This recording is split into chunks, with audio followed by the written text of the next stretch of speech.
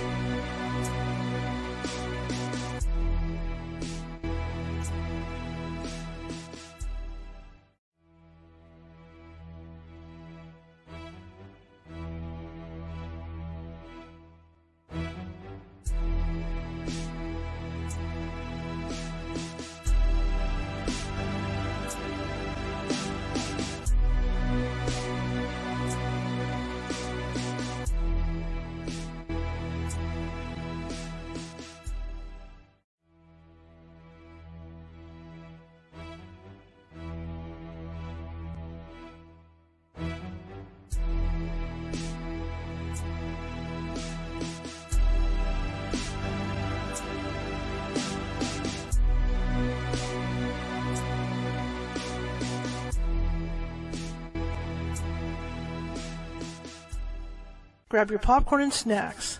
Find a comfy spot, take a seat or lie down, and let me transport you to a place of fantasy, ghost stories, ancient legends, odd creatures, alien encounters, and other magical topics. You may even decide to join the conversation.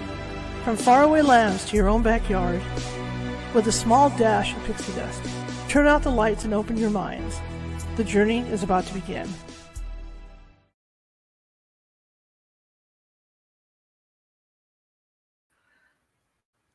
Good evening, everybody. How's everybody doing?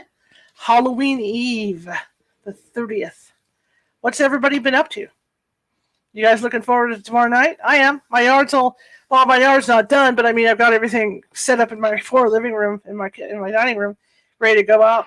I don't like to put my stuff out early because thieves, I don't want people stealing my stuff. I've collected my stuff over the years, and that would be a total bummer if somebody took my stuff. And by the way, my name is Charlotte. I'm going to be your host for the next hour. I'm also the owner of the California Haunts Paranormal Investigation Team based out of Sacramento, California. We are 45 strong up and down the state, which means if you have a paranormal need, we can get to you. It might take us a while because California is a big state.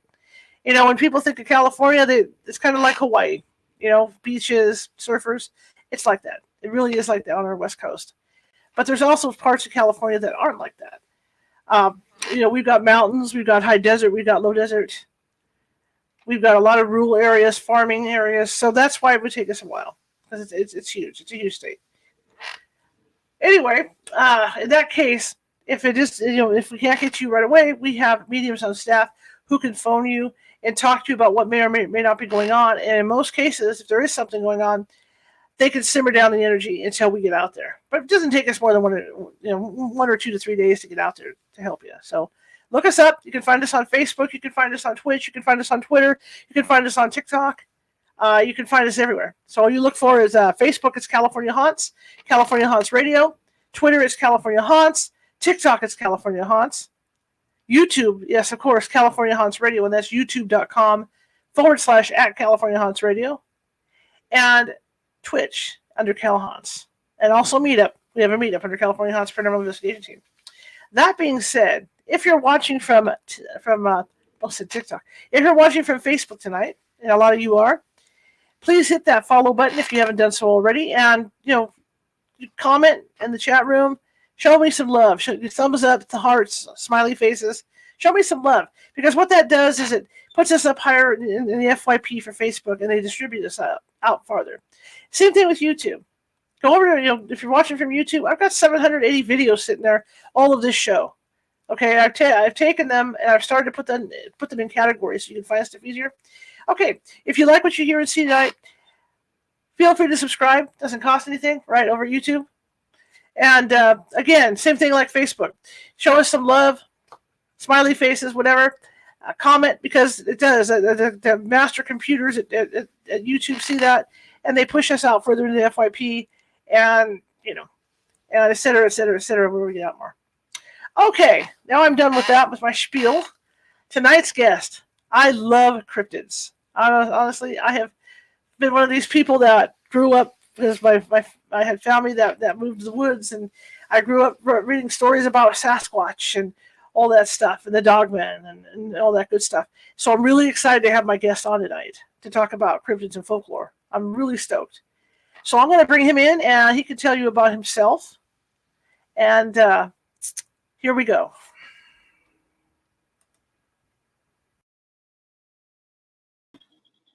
Hey, thanks for having me on. How you doing? I'm doing great. Doing great. Didn't have enough coffee today, but that's my own fault.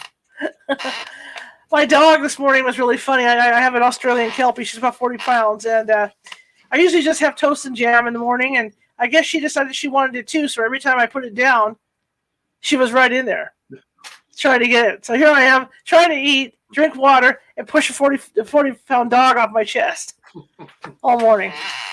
No, ours is a little smaller than that, so he's easier to get out of the way. There's no such thing as personal space in my house. Yeah. So tell me about you, sir. Oh, well, I teach journalism at a university in Northwest Missouri. Before that, I was a print journalist for about 17 years. Grew up on a farm outside of a town of about 800 people. And as I was growing up, I read everything I could get my hands on, and that even included something like a newspaper. And in the early 70s, there was, I'm that old, in the early 70s, there were reports in the local newspaper, the Kansas City Times, that there was a Bigfoot terrorizing the small town across the state near St. Louis, the small town of Louisiana, Missouri. And for a couple of week period in 1973, that was on everybody's lips, and talking about Momo, the Missouri monster. And it absolutely fascinated me that one of these was not only just in my state, but it was in the newspaper. Come on, they were covering this. So from that moment on, and later watching In Search of Leonard Nimoy talking about all the monsters, I've just been fascinated with the subject. It's a really cool subject because, like when we're kids, right? All we think about is like Momo, or we think about Bigfoot when we're kids. But as we get older, and you, like you say, you start reading up on these things, you start to realize there's a lot more going on than just that. Right. Oh, yeah, there definitely are. There are so many types of cryptids. It's really hard to to categorize them because they're so different. And for the people who think, well, we're all over the place. We're have lived here people have lived in North America for centuries upon centuries. Well, if we listen to the natives who were here before Europeans came along and pushed them off their land, if we listen to them, they had stories of all these cryptids. They had stories of the hairy giants.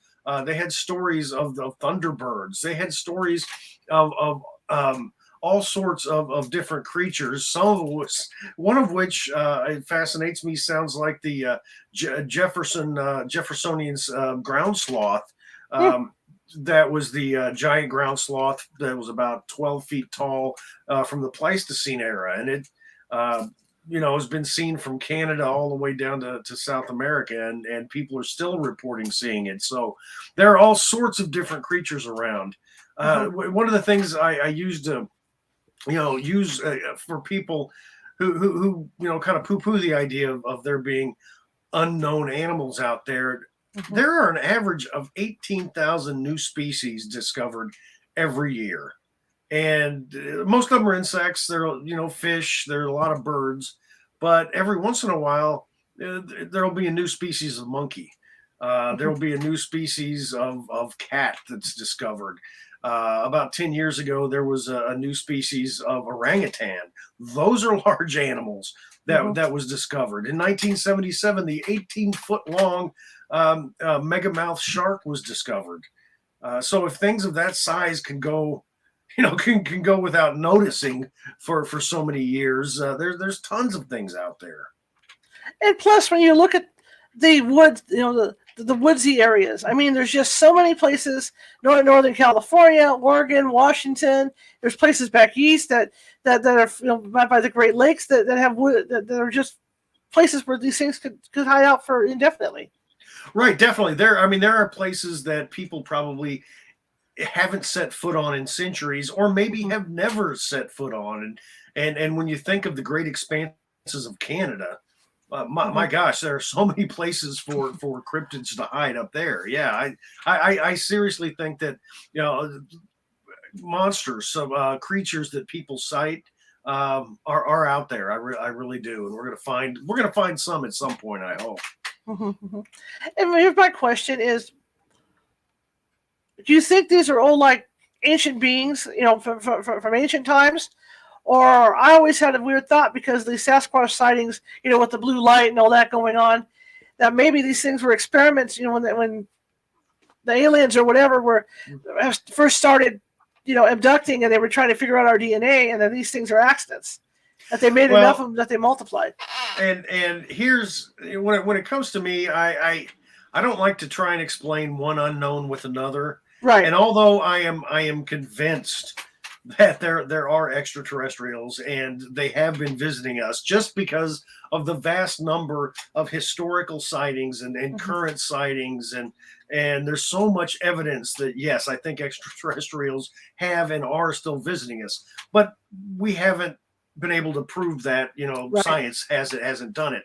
So I'm not going to use that Absolutely. to try and prove Bigfoot. But there are so many sightings of Bigfoot, and have been for decades, that have been associated with UFO sightings as well, Right. Right. and the blue lights. And so could that be the answer? Yeah, anything's possible, but Right. and until that is determined, I'm still a flesh and blood kind of guy. So what do you think of these sightings? I mean, recently, didn't somebody, because there's so many rumors out there about stuff. And I think within the last couple of weeks, I saw where somebody had shot what they thought was a chupacabra. Yeah, we hear that, and we've heard that for decades. Somebody has shot a chupacabra, and it ends up being a coyote with mange, or a Right. raccoon with mange, something like that.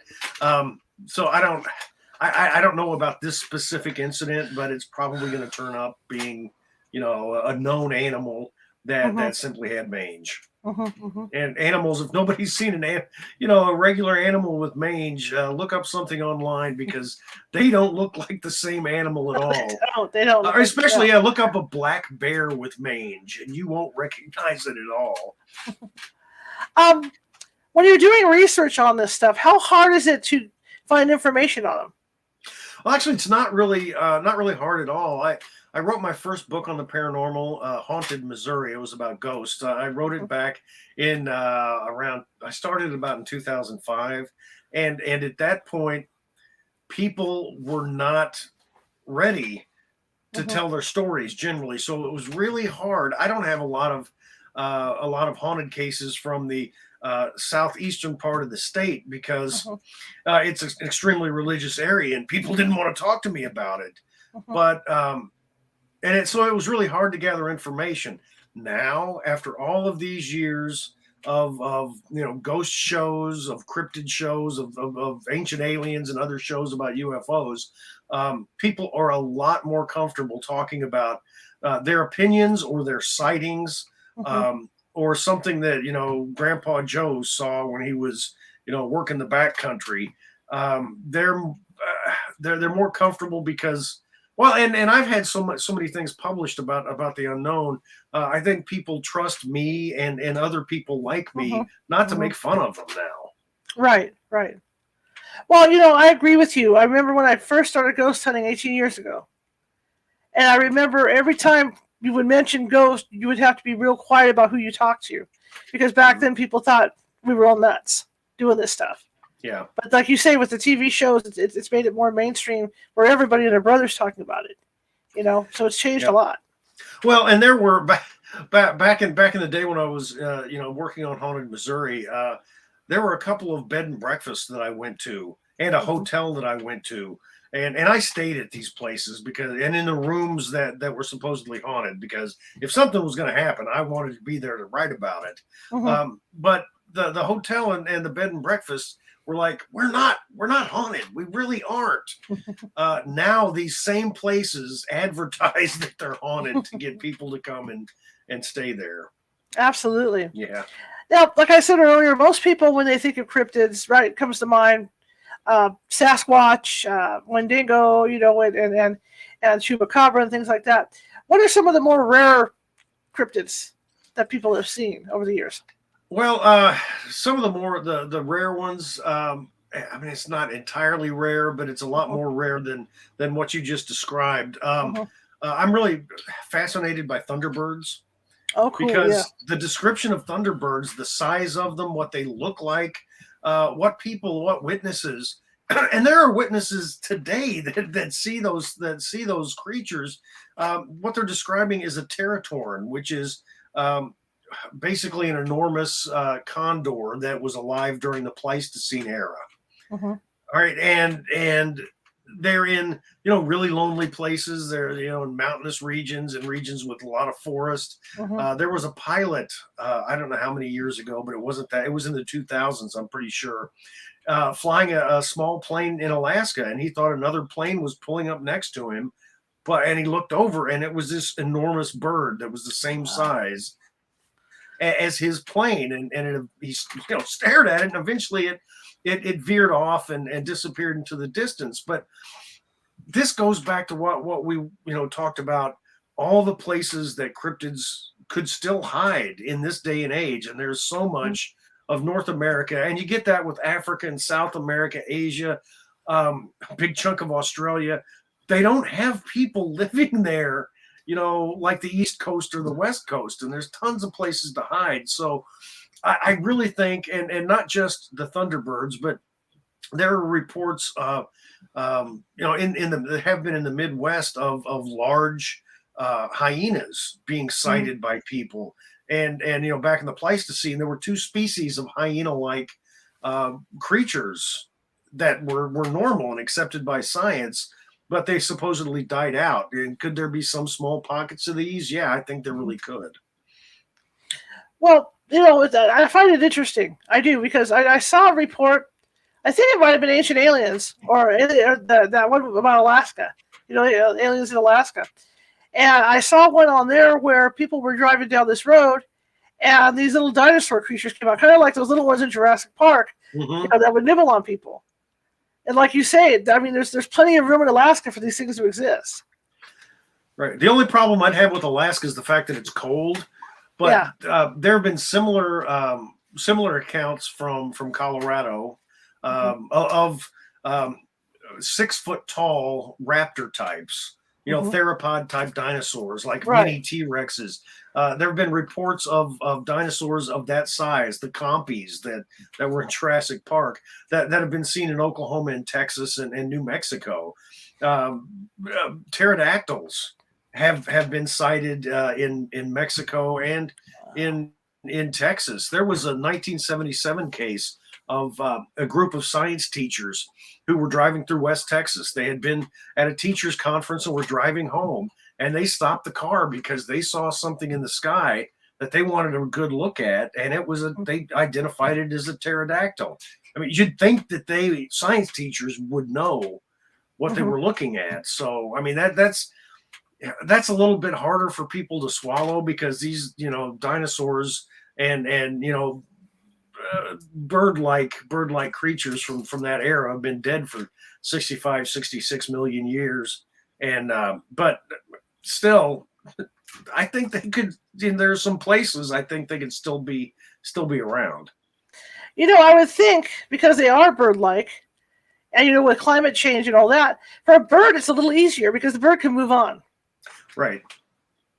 It's not like a sauropod dinosaur, one of the big long neck ones that walk around in the swamps. So I mean, of course there are stories of them as well. There's the Michaela Mamimbe something. I'm butchering the name, but it's a sauropod dinosaur that has been sighted for forever by the local tribesmen in the Democratic Republic of the Congo. And there's been some evidence of footprints that scientists have gone and seen. There's a story of a dragon, is what they called it, in Spain back in the 1300s, 1400s, 1500s, something like that, that the villagers eventually killed or drove off. And their description of it had a shield behind its head, and it had 3 sword-like protrusions from its face.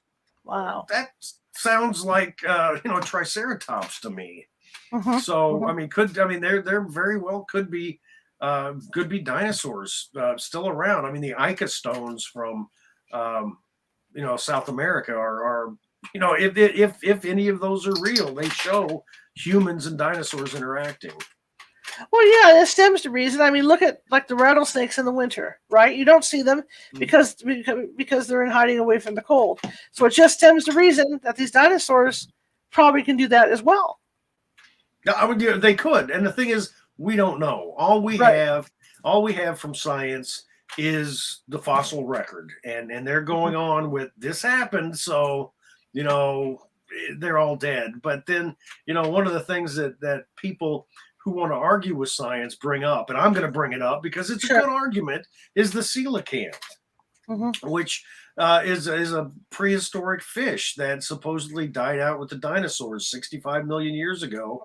And in the 1930s, a fisherman, a captain of a fishing boat, saw a fish he didn't recognize. So he got a hold of a museum in South Africa, and the curator went and looked at it and realized what she was looking at. It was a coelacanth that is supposed to have been, extinct for a long time. And now we've found two populations of coelacanth, one off South Africa and then one in Indonesia.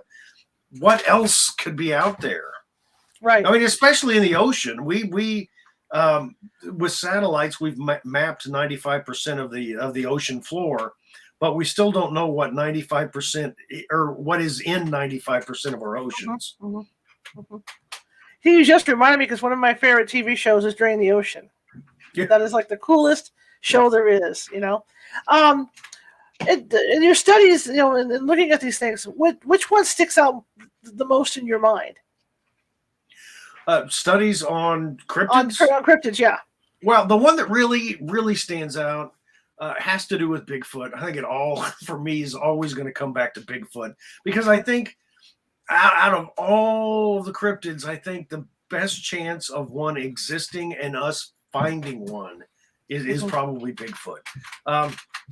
First, let's look at where Bigfoot is located. On every continent except for Antarctica. They've reported Bigfoot creatures, even in Australia. And when it comes to Bigfoot, there have been a number of cases of DNA that have been analyzed, and what they come up with. Dr. Jeff Meldrum was involved. He's a professor with the University or Idaho State, maybe, or Utah State. I don't remember. But he and another scientist got some DNA that they were convinced was from Bigfoot. And when it was analyzed, it showed to be human, but it was inconclusive. There was other things that weren't human. A scientist in Alberta, Canada, did the same thing. And the DNA, results from samples from Canada were shown to be human, but they had some anomalies. One of the famous Bigfoots from history was Zana. That was a female Bigfoot captured at a village in Russia, and they produced the tribes, or the village people produced children with her, and one of them was exhumed. And was tested, and the DNA came back human, but with some anomalies. This fascinates me because when we go back to stories from Native Americans who traded with these giants in a lot of cases, and they knew that there were tribes of giants out there that they had to be wary of, they described them as just big people. Okay, so what this DNA that's not showing their ape descendants, what they're showing me is, maybe there are cousins, because history plays out that way, and the DNA evidence is playing out that way as well. Makes a lot of sense. Now, going back, when you get into the folklore in these different areas, what do you think is the more prominent folklore?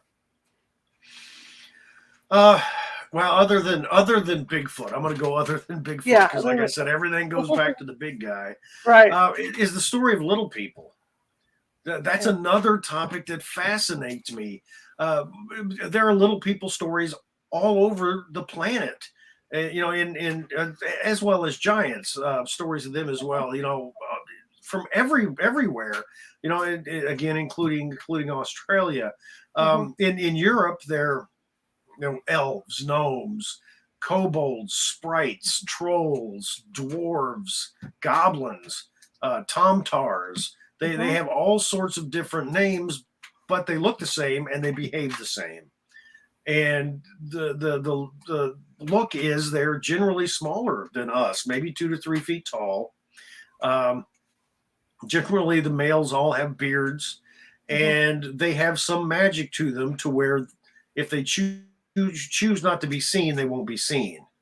They also either shoot magical arrows or arrows that are poison. If they offer you food and you eat it, you will go off to some other place, fairyland, so someplace like that. Those stories are also in North America. The Pukwudgies from the East Coast are like that. The same stories were in South Dakota when Lewis and Clark were making their way across the country. They talked with a tribe in South Dakota, and they described these same little people doing these exact same things, behaving the exact same way, and even told where they would, Lewis and Clark, where they would find them on the spirit mound. They lived inside, and they detoured. Lewis and Clark, some of their explorers detoured to go to the spirit mound to see if they could find the little people.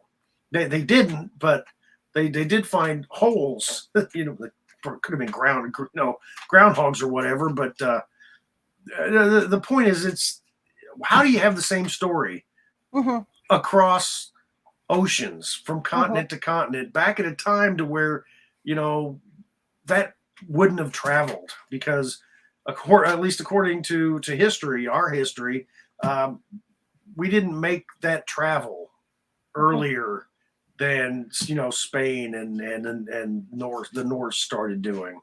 Right. And then going back, I'm gonna wrap this up with the little people here in a second and I'm a lecturer, okay, so it's hard to shut me up. It's all good. Just roll with it. All right, good. So this was 20 years ago, maybe, on Flores Island in Indonesia. There was a legend from the people who have lived there forever, of these little people, 2 to 3 feet tall, fully grown adults were that tall, and they called them Ibu Gogo, which in their language meant grandmother who would eat anything. And these Ibu Gogo, if you went out into the forest, or if you left your babies unaccompanied, or you weren't paying attention, they would come and steal your children, take it back to the cave, and they would eat the children. And of course, when Western science, we do this all the time. Westerners come in and they're like, "That's a cute little story, but it's all make believe." Right. And then the scientists found a cave on Flores Island, and they found fully grown adult skeletons that were only 3 foot tall. Wow. And they found so many and so much evidence that they named them Homo florensis, because they're a new branch of humanity that they discovered. They also nicknamed them hobbits because of their size. But that is proof, my gosh, scientific proof that legends of little people are real in at least one corner of the planet. We could find them everywhere, at some point. Well, what comes to mind to me, because I do a lot of ghost hunting up in the Gold Country, are the Tommyknockers. Right. The Tommyknockers aren't anything like what Stephen King's book, The Tommyknockers, said they were. The Tommyknockers were legends of Cornish miners in Cornwall, England. They were little miners. They were dressed as little miners, and they would be in the mines also. The Cornish miners would hear, tapping of picks into the rock. If they were rude, if they said rude things to the Tommyknockers, there might be a cave in. You might get hurt or killed in a cave in. If you were nice, maybe brought them candy or sweets, they would show you where the ore was, so you could mine there. They were also mischievous, as all little people are. They would take your tools or your lunch and move it someplace. What the Cornish miners did is that I don't know why they said this, but they were convinced that the Tommyknockers were descendants of the people who betrayed Jesus. Okay, that seems a little odd, but that's what the belief was.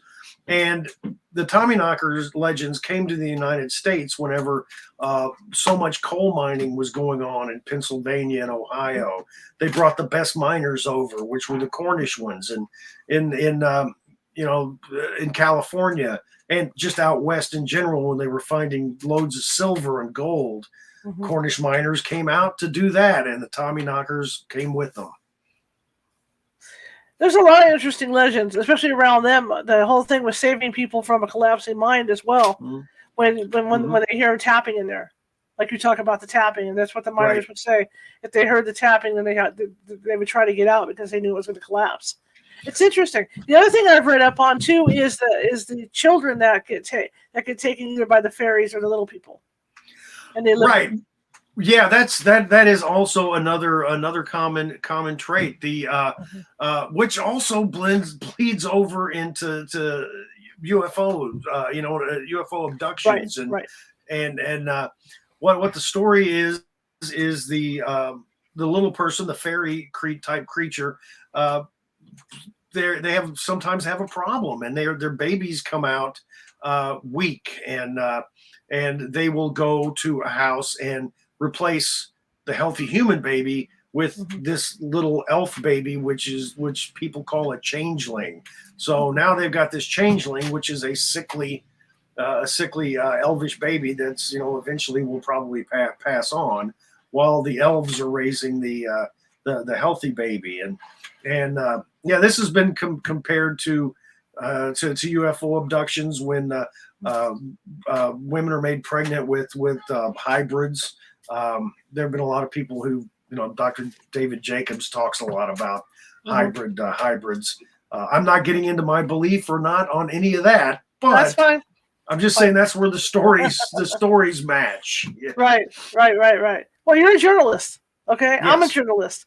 I have to keep it right down the center, just like you do, Absolutely. with my beliefs. So I'm on both sides of that fence, trying to keep it balanced.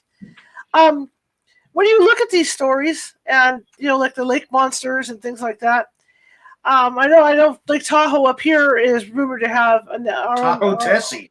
Yes, Tessie, our own Nessie. Yep. Have you done there? Well, I mean, I've done. I haven't been out, but I have done research on it. There are so many lake monster stories across the world, really, but some in the United States are really like Champ, Lake Champlain, Tahoe Tessie. I think is a nice one. Ogopogo up in Canada. But there are some lake monster stories, as I was doing research in some states, that are based in lakes that were man-made, and I'm like, what? Really? How did I know how the fish got in there? People put them in there. But how'd the monsters show up? Absolutely. Have you had a chance to go out in different areas and look for this stuff? Some I have. I actually was I was contacted 3 years ago, maybe now, by a couple of producers in Hollywood who wanted to put together a show with a journalist, a TV show with a journalist as the host, and they asked me, and we went through everything to putting together a sizzle reel. They showed it to Netflix and History and all those, and it never got picked up. But that's what I was going to do. I was going to go out to the Pacific Northwest, and I was going to go to Lake Tahoe and get on a boat and go try and look for Tessie but to answer the question, other than what didn't happen, I've gone out in the woods to listen for knocks. I've with the ghosts, which I've written a lot about ghosts. I've gone out to lots of haunted places and sat there until 3 a.m. waiting for something to happen, and it usually doesn't, because ghosts are jerks that way. That's it. That's it. They know you're there. They're going to either do it or they're not. Yeah, and that's what I tell people who are like, well, I haven't encountered a ghost, and I keep telling them, don't go looking for one, because they're more likely to show up when you're not actively looking for one. Absolutely. Now, when you look at the folklore throughout the United States, are there any particular states that are heavier on folklore than others? Well, it really depends. The Native American folklore is everywhere, but when it comes to Um, the other folklore, it's, you know, it's not even. I was going to say places with a heavier concentration of people, but it's not even that, because we have in South up in South Dakota, we've got the Banshee of the Badlands, and banshees are an Irish spirit that if you hear it screaming, somebody close to you is gonna die soon. Mm-hmm. And I think just wherever people are, we take our monsters with us. We take our folklore with us. Whenever people moved to the United States from Europe or wherever they came from, their monsters came too. So whenever the Irish people settled here, you know what, their banshee was there. Right, right. Yeah. So all these stories, the Tommyknockers is a great example, because I went on the story about the Cornish miners, and they brought the Tommyknockers with them. So I just think wherever people are, we bring our monsters with us. How hard is it to research this stuff? It's not really hard. It's time consuming. I'm old, so back in the day when I worked in newspapers, we didn't have the internet. No. For most of my time there, so researching was a lot harder. I mean, I've spent plenty of time in driving around the Midwest, going to newspapers, flipping through 40, 50-year-old stacks of newspapers to try and find the articles I'm looking for, interviewing people, sitting in my car while I'm waiting for the spook light south of Joplin, Missouri to come down the road. Wow. I spent plenty of time doing things like that, and it's really fun, except for the shotgun blast I heard at 3:00 in the morning on Spook Light Road, which is really close to Arkansas and Oklahoma. Mm-hmm. I left at that point. See, I'm not scared of ghosts or monsters. It's people that bother me. Guns. Yeah, Yes. Guns are terrifying. Tell me more about the spook light, because I experienced one, and I think it's because we were at this house up here in Camino, and there was this big canyon there, and the river was down below. So we experienced one floating, like out in the middle of it, out in the middle of this canyon. But then the thought was, well, the temperature's cooling down, so maybe it's something coming up off the river. What was your experience like with that spook light area? Well, with this, okay, I interviewed a woman who'd seen it when she was a teenager, and she was in her 80s at the point when I interviewed her. And I asked her where the best place to stop on Spook Light Road, which is a gravel road really close to, like I said, Oklahoma and Arkansas. And she said, just get on the road and look for the spot with the most beer cans. That's where you should stop. And so I stopped there, and I didn't experience anything. But what I interviewed her and the mayor of a local town who saw it at one point, and some other people who encountered it, and what it was an orb the size of a basketball. It was yellowish orange, and it would move. It didn't really bounce, but it had a movement to it. It would move up the road, and it would go over the hood of your car, hit the windshield, disappear. The people inside the car would feel electricity, and then it would appear out the back window and just continue on down the road. There have been a lot of spook lights. I think maybe every state has one that are described a lot of the same way. And they have kind of the same legends behind them that, like this one south of Joplin and around Hornet and Seneca are the two names of the towns down there.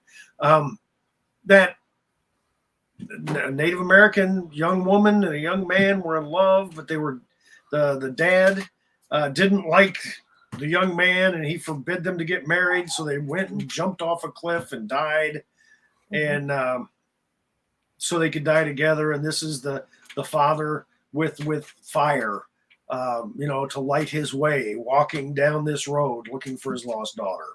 I mean, that's a pretty common story. The Corps of Engineers, the Army Corps of Engineers in the 1950s went and examined the area where the spook light was seen, and they determined that it was lights from cars, headlights from nearby Interstate 44. I mean, not Interstate 44, but the local highway, because Interstate 44 wasn't there yet. But it had been seen for 100 years before that. So right. It's not lights from a car. Right. Yeah. Absolutely. Now, I had an experience a few years back. We used to have a house up here in Northern California. That was on the edge of an airport, edge of a graveyard. And we were going up there late at night because I would get off work at 6. And so my mom and dad and I decided to drive up there. My dad went up ahead of us. And we were coming up to the house. The house was on the left, on 5 acres. And all of a sudden, I see this golden orb come out of my bedroom window. And when you talk about the spook light going through the car, this is exactly what happened. It went through my driver's side window and shot right in front of my face and my mom's face, and then kept going out the other side. The funny thing was, when we pulled up to the house, my dad was sitting outside. My dad was not the kind of guy that was what I call Scooby-Doo. That's not his gig, Yeah. But he claimed that when he went to go in the house, he saw a man standing there in the hallway. And this man walked into my bedroom and disappeared. So, yeah. Well, and that's what they could be described as almost anything, honestly, some natural phenomenon of what people try to nail it as. But, right. I mean, they call them spook lights for a reason. I mean, that sounds more like a ghost to me than anything else. Well, I just thought it was kind of interesting to add in because the way you talked about the spook light going through the car, one window and then out the other window, which is what happened with this thing that we saw. Yeah, those are very. I mean, with lights with ghosts are fairly common. We had my wife. Our son had just gotten born. He was just born. He's almost 19 now, but he was a baby. He was a few months old, and he was in his crib in this old house that we first lived in. And when she'd get up to go to the bathroom, because I mean she just had a baby, so she's going to go in a lot. She'd see a light that she said looked like Tinkerbell from the original Peter Pan movie from Disney over his bed.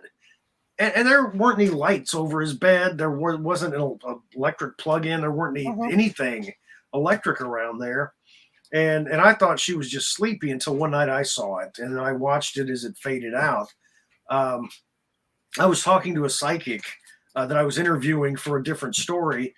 And she said, "You saw a ghost in your house, didn't you?" And I'm like, "Oh, my gosh, what?" And she described exactly what I saw and told me that it was my grandpa, Sam, who was looking after his namesake. And she had no idea I had a grandpa who was dead or named Sam, or that my baby that I called baby, she said she didn't know, or she called him Sam, which that was his name. I never even revealed that he was a boy. But anyway, the point is, she was convinced that was a ghost. But the thing is, we see the same lights associated with UFO phenomena. We see the same lights, as you mentioned before, associated with Bigfoot.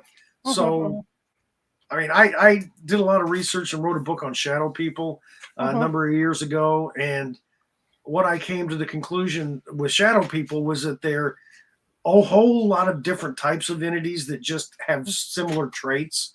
And I kind of think it's the same way with lights like that.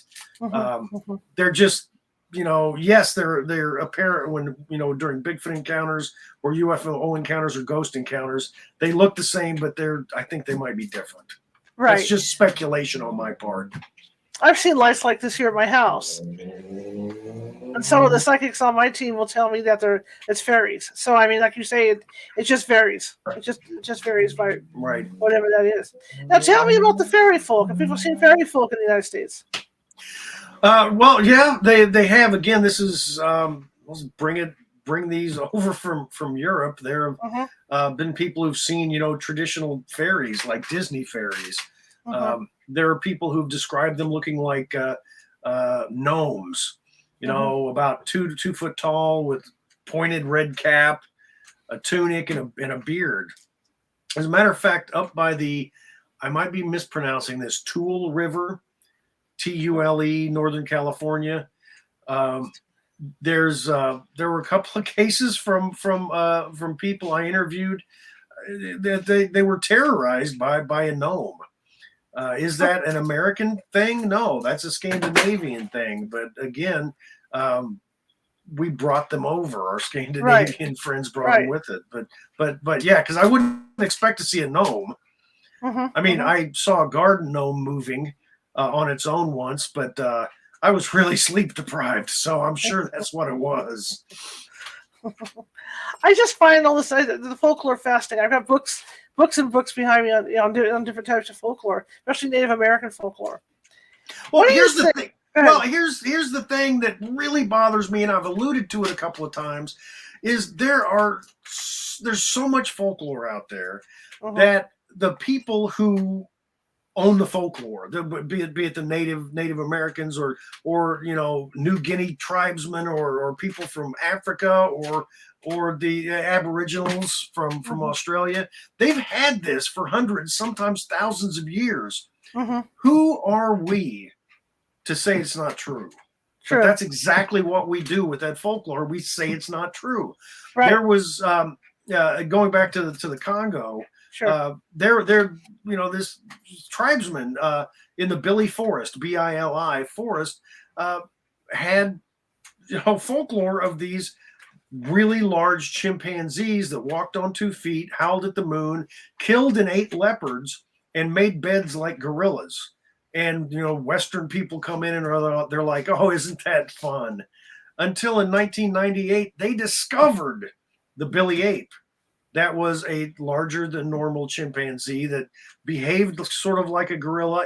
They witnessed it kill a leopard and eat it, and it would bay at the moon. So why are we listening? It's when you look at the Native Americans, and like you talked about the Thunderbird earlier, which I believe those things exist. Now, there's no question in my mind about that. Are there other legends? Because I know they know about Sasquatch, but are there other legends out there that the Native Americans talk about? Oh well, I mean the little people are. I mean, they've got deep legends with little people, and the Osage Indians who were around my neck of the woods. They were afraid of the little people, which I mean, I guess everybody should, because they're really mischievous, and if they get mad at you, they'll really mess you up. But one of their things was that you don't whistle outside. If you whistle outside, you're attracting these things and angering them, and don't do it. So I mean, Pukwudgies are. A Native American story. In upstate New York, I interviewed a person who, when she was young, she was staying with her grandmother in upstate New York, and her grandmother told her the story of these tiny people, and to not go outside at night. And there was a rainstorm one night, and there was all sorts of ruckus out on the porch. And grandmother wouldn't let her get out of bed to go look and see what it was. And the next morning when she woke up, she couldn't find grandma until she went out on the back porch and saw grandma mopping up these, wet footprints, muddy footprints that were, really small. So, I mean, that was another Native American legend that, at least according to her, is true. That's absolutely fascinating. And do you find when you're doing your research, like you say, there's similarities between what people are experiencing here and what people experienced back in the old country, because the majority of people came from. How close are the similarities? I mean, are these pretty close as far as what these things look like, or have they been, embellished more? Well, no, they're really, really pretty close. I guess it really depends. Down in Louisiana, the Loup Garou is their werewolf, and it's taken from old French stories, and old French stories were more wolfish than these the Loup Garou seem to be. There were back when the Emancipation Proclamation was signed, and the Africans who were brought here, they down in the South, especially in Florida and in Georgia and South Carolina, we had people from all different spots in Africa who got together, and between their different legends and Christianity that they'd been, had been forced on them, they developed their own stories and their own monsters, incorporating all of these different traditions. So there's nothing quite like, I believe they're the Gullah people. There's nothing quite like them, but one of the monsters that is from an area of Africa is the boo hag, and the boo hag is a vampire that will sneak into your house at night. She's red because she has no skin, and she will, if you leave any crack open in a window or a door, she will be able to get in, and she will eventually suck all the blood from somebody. Not in one sitting, because people will notice, a friend or family member looks ill and keeps looking more ill until they die. But then the boo hag steals their skin and wears it so they can go out in public. But that's a story that was brought over from Africa and has been incorporated into those beliefs. Fascinating.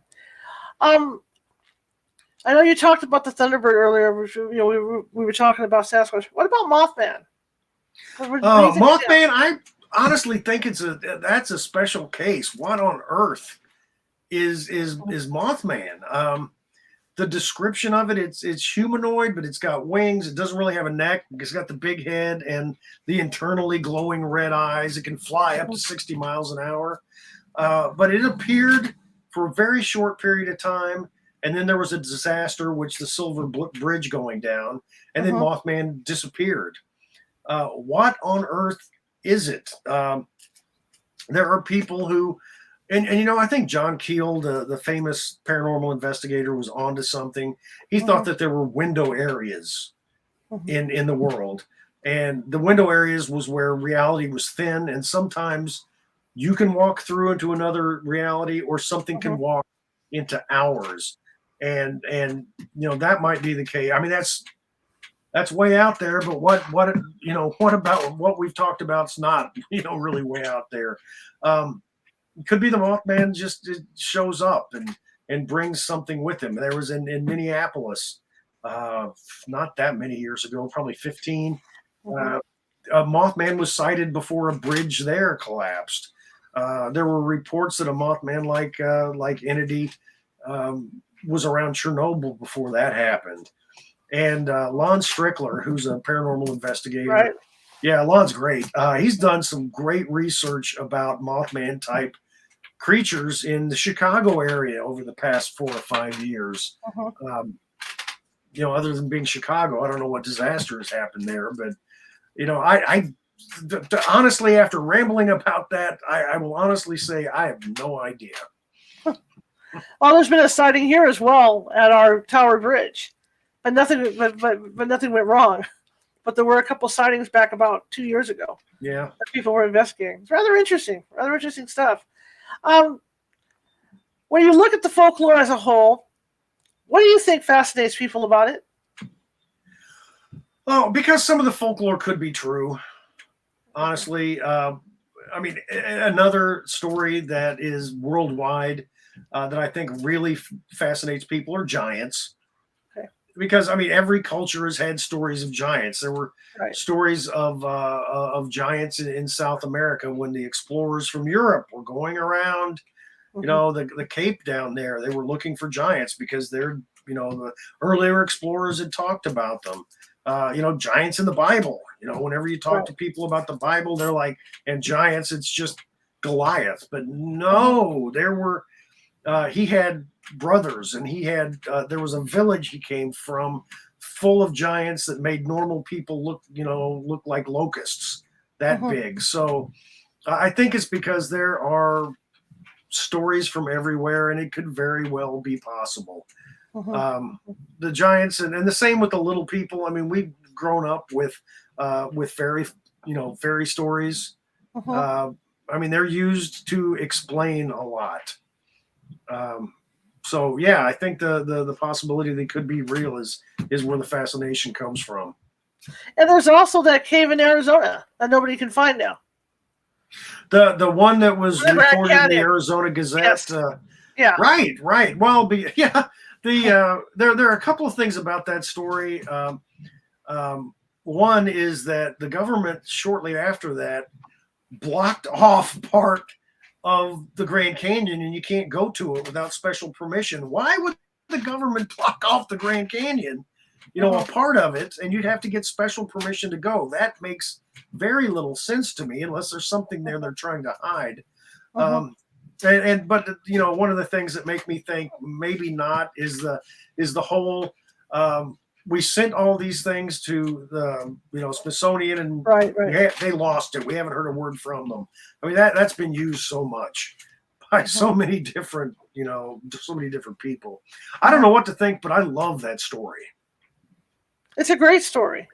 Well, and not just because they saw. Well, and Egyptian. They found Egyptian artifacts, and there have been Egyptian artifacts that were found in Australia as well. So, I think honestly, our ancestors, rode the waves a lot more than we think they did. Absolutely. What do you say to someone that wants to get involved and do what you do, to do the research on this stuff? How should they get started? Well, the first thing I need to stress is to have a completely open mind, because there are some paranormal things that I've dug into that are just way out there. But I look at them with an open mind, but also look at things through a scientific perspective, and because that's what I do, and a journalistic perspective, because I'm not going to go in and believe somebody. I might believe somebody believes that they encountered this. Okay, I think that makes the stories, if you're writing them for an audience, I think it makes them more believable and more honest if you're honest with them. But get ready to research your butt off and look everywhere. Don't just look up things on the internet. Get on the phone and talk to people who have encountered these. If you can drive there and talk to them face to face, do that, especially. Right. And just don't believe everything you hear. Are the libraries, because I haven't gone, I mean, I'm doing this, are they still relying a lot on microfiche? Not really. There's a Netflix, it hasn't been announced yet, so I don't think I can give the name, but I was on the just shot an episode of this new Netflix show up in Council Bluffs, Iowa, at their library. And I was talking to the library director, and she had to really dig to get microfiche up because they wanted microfiche. And and it really, she's like, nobody uses this anymore. It's all online. There is a God. For these young people that don't know what the hell a microfiche is. Oh my God. Last time I used it, I thought I was going to get sick to my stomach because I got so dizzy watching it go past my eyes. It's insane. It's insane. So what's next for you? My book on cryptids, Chasing American Monsters. I just was approached by my publisher who asked if I would write Chasing North American Monsters. So I'm going to write a sequel to that book, going from Canada all the way down to Panama. Unfortunately, I'm not going to be able to get into a plane to go everywhere, but I'm gonna have monster stories that go all over the continent. Absolutely cool. How can people find you, sir? I'm at Jason Offutt. You can see my name right in front of you, jasonoffutt.com. I'm also on, what am I on? Twitter, X. I hate that. I'm on Facebook. I'm on Instagram, Threads, there you go. Blue Sky. There are way too many social media outlets out there. I'd be happy if there was one. But I'm on those I just mentioned. It's hard to keep track. I go through that too. It's just so hard to keep track, and it's like, what am I on today? Am I on TikTok? Am I talking to Facebook people? What am I doing? So it's really confusing. Thank you so much for coming on, and I appreciate it. I learned so much. I love this stuff. Yeah. Oh, well, so do I, and I love talking about it. So thank you very much for having me on. Would love to have you on again sometime. Hey, just ask. All righty. All right. Well, you have a great rest of your evening, sir. All right, you as well. Bye. Thank you. Bye-bye. All right. I do. I love cryptids. I love all that stuff. I grew up reading stories about Sasquatch, and I used to know everything. Sasquatch giving a slight cough going uphill and all that good stuff because people still laugh about that. Okay, well, tomorrow obviously is Halloween, and so we've got a special show for you. I'm not going to tell you; it's a surprise, but be sure to check it out after you get back with your kids or whatever from trick or treating.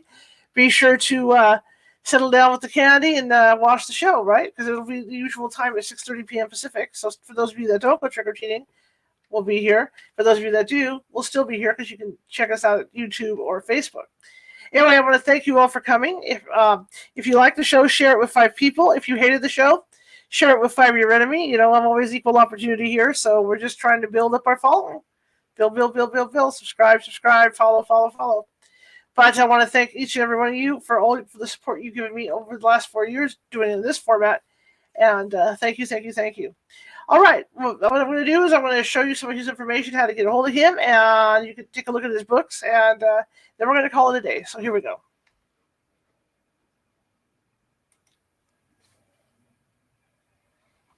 The website is from theshadows.blogspot.com,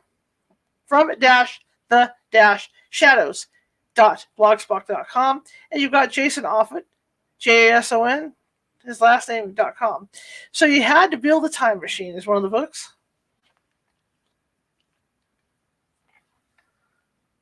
And we've got Darkness Walks.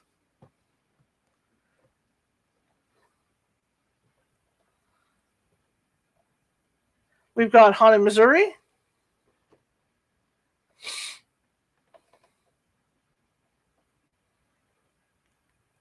American Monsters. That's a great book. I've read it. Good stuff.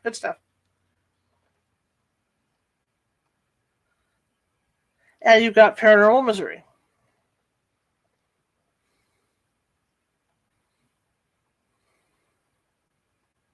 And you've got What Lurks Beyond.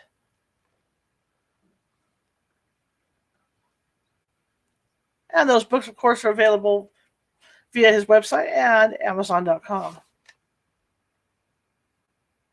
All right, guys. I will see you tomorrow for a quick show. It'll be an hour show, but I've got stuff going on in my front yard, too. So hopefully by the time I get done with the show, my doorbell will be ringing and my dogs will be screaming. So have a great night, and I'll see you tomorrow.